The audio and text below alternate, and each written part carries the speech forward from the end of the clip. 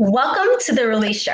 I'm your host, Brittany. On today's show, we have Amber. Amber is the founder of Global Munchkins and CEO of Rookie Moms. She lives in Southern California with her husband and 5 children through birth and adoption. Amber is also an Oprah Magazine ambassador. Meeting Oprah is one of her best moments as she taught her about achieving goals. Let's welcome Amber. Thanks so much for the warm welcome. Thank you. How are you doing? I'm doing good. How are you? I'm doing great. Just making it through this COVID scene. Yes, all the craziness. Yes. So I want you to tell us about your 2 companies. Sure. So Global Munchkins is kind of a passion project. I owned a marketing and advertising company, and I had never taken a maternity leave.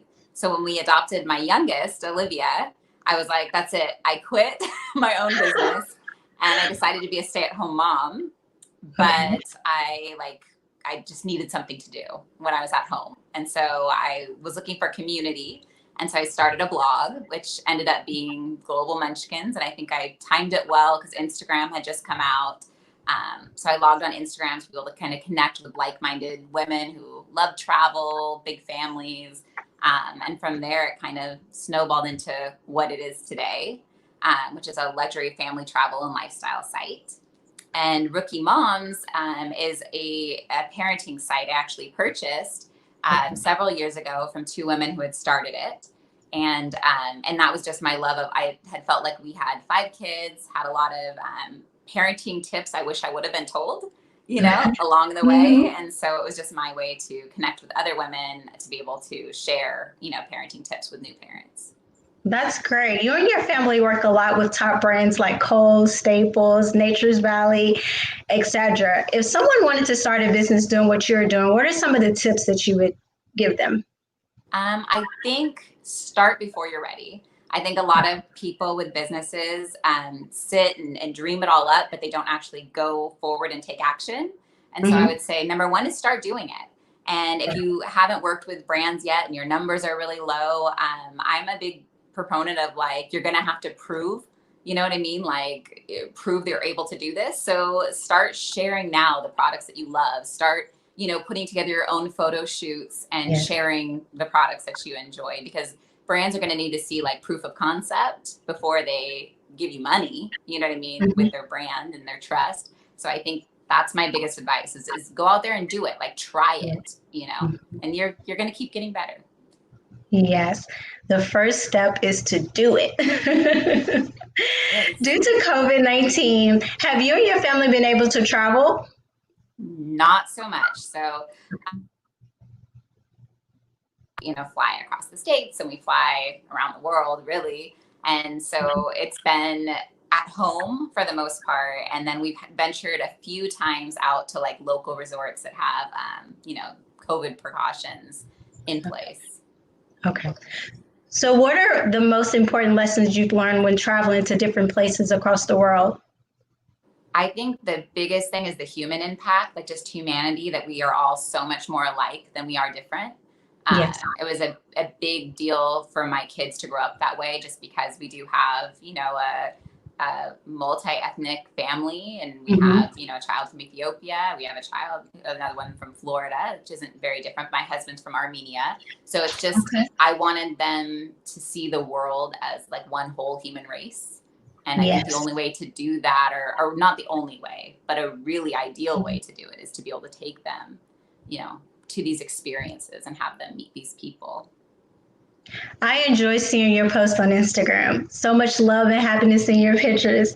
How is life with 5 children? I have 2 of my own, so I can only imagine having 5. Yeah, it's definitely chaotic. And people ask me all the time, did you always know you're going to have 5? And I would say, not really. I'm actually more of a person who likes quiet and control and clean. And I think that they have ruined me in all the best ways and taught me that, chaos is actually really beautiful. And I think that they pull me and ground me and teach me, to live in the moment. I think that's really, at the end of the day, the best thing to do anyway. Yes. Mothers sometimes are terrified as their little ones grow into teenagers. What are the most important tips for mothers going through this very important period? Oh my gosh, this is such a good question because I was so scared of having teenagers. And, we have 4 of our kids are within like 5 years of each other, or 6 years of each other. So I was dreading teenage years. And I would say if you put in the work when they're young and you respect them and really listen to them and that you know, engage in things that they like to do, you build a relationship that's still there as a teenager. Like I don't have slam door. Like we really are super close. Like to this day, they are still like, I mean, I have enjoyed teenage years a million times more than I ever imagined enjoying them. Wow. That is beautiful. What some powerful words. It's great when everybody's close and you feel that happiness in your home. It's such a great feeling. Adoption brings with a whole range of emotions, relationships, and ties. What inspires you to adopt children?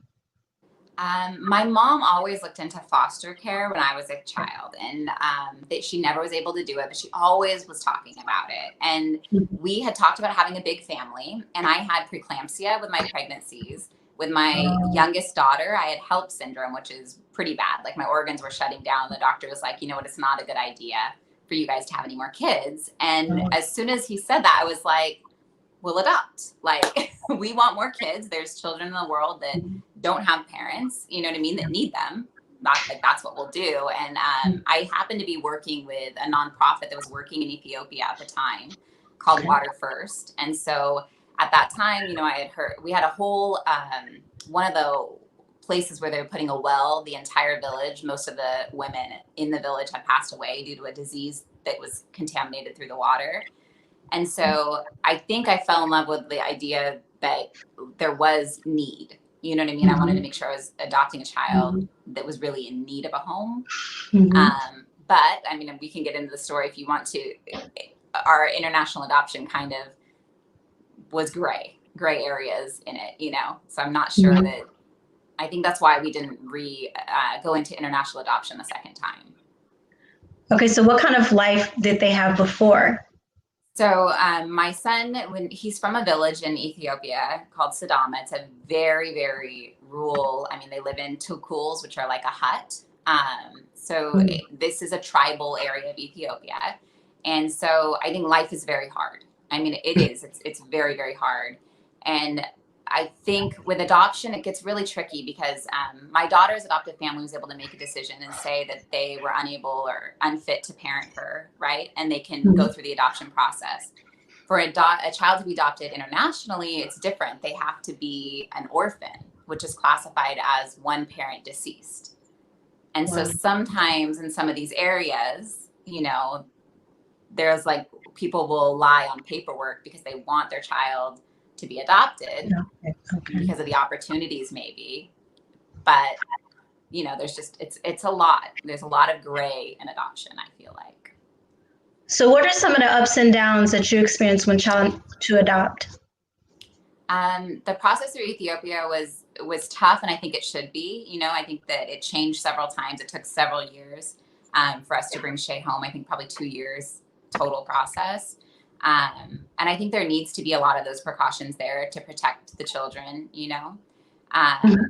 But then when we brought him home, I think that in the world of adoption, I don't think that there's as much training. I don't think that there is as many resources as there should be to understand how trauma affects a child and what that's going to look like when they come to a new home where the culture is completely different, the smells, the sounds, the language. I mean, there's just so much that changes for these children.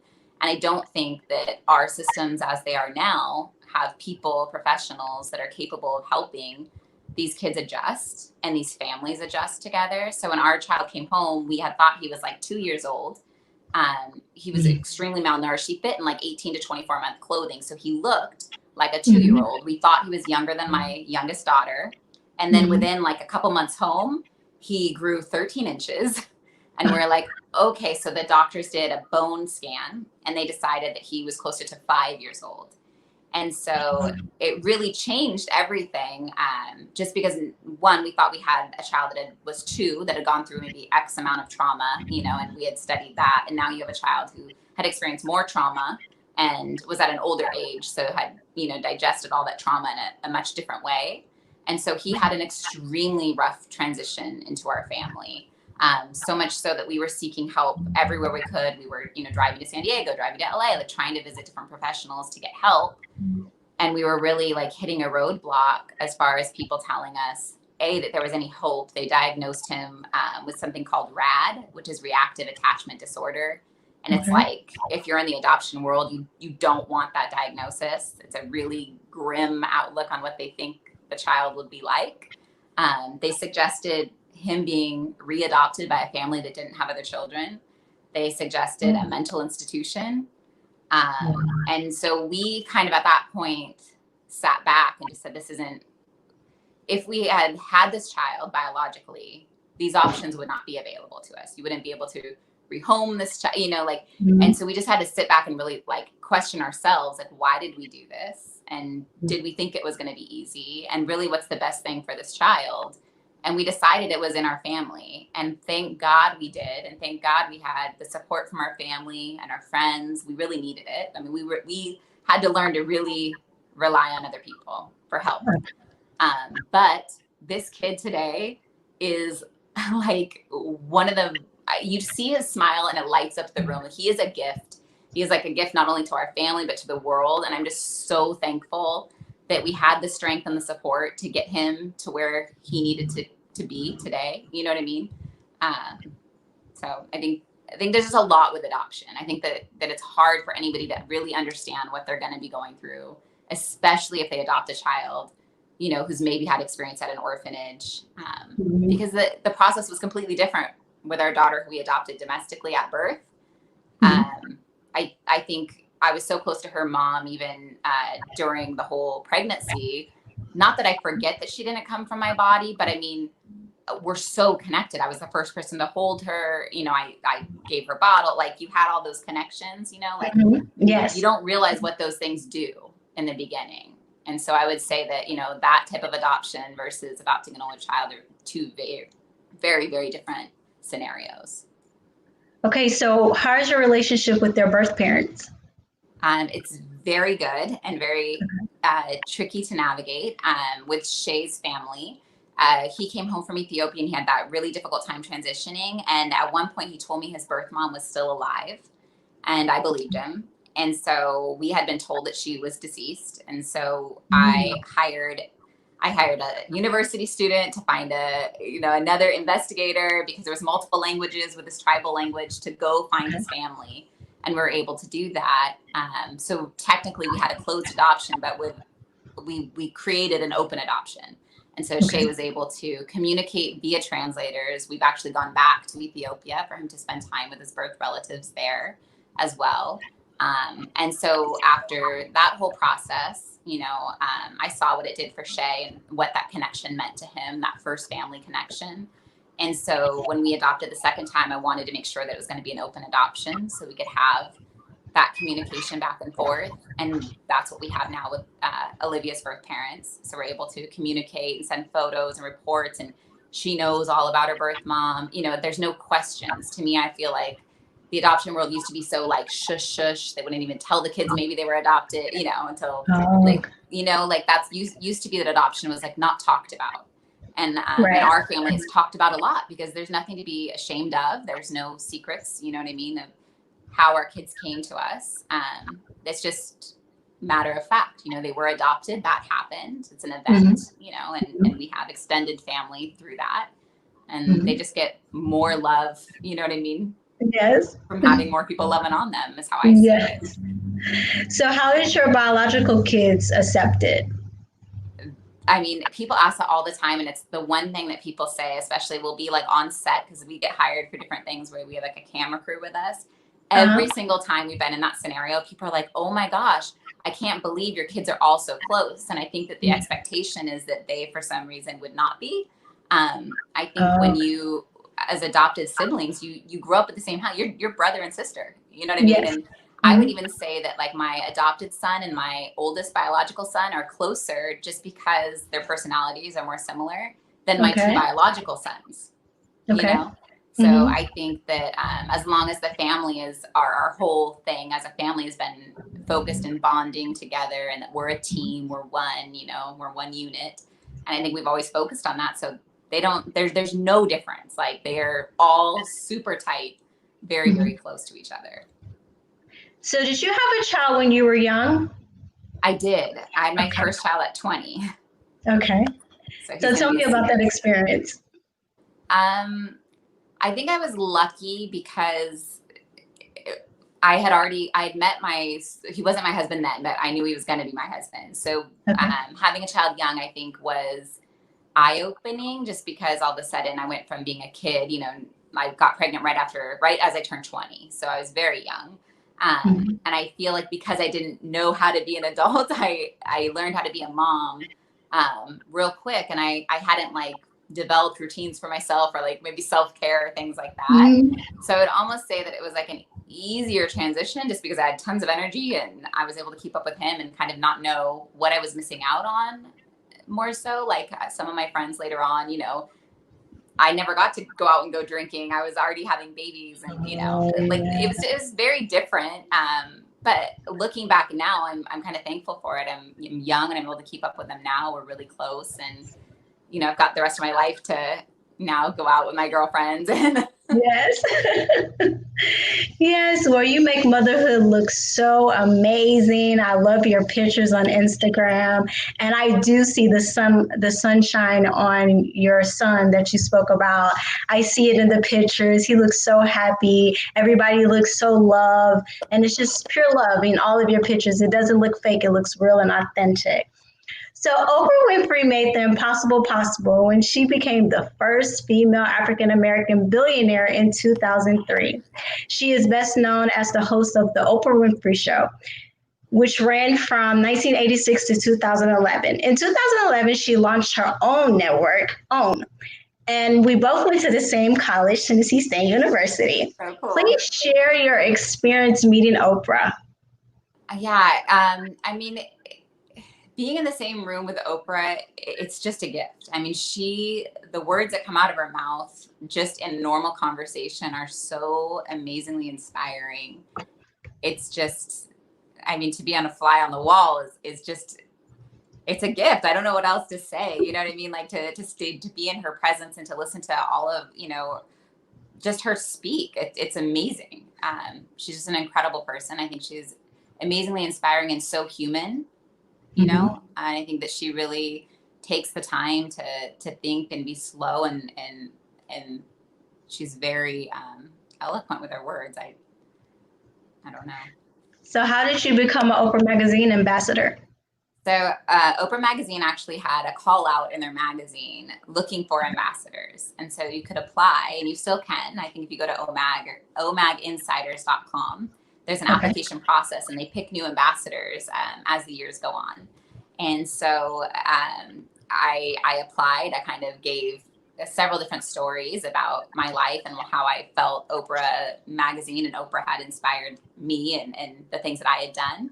And so I applied, and I remember getting that email back and just being that was it. I was so excited. I've had a lot of exciting things happen with our business, but personally, I grew up, I watched Oprah, but it was really my mom even who was watching Oprah, and I was watching as a child growing up. And I think all of my mom's words were Oprah's words, just, regurgitated to me. So it was just amazing. It was definitely a highlight.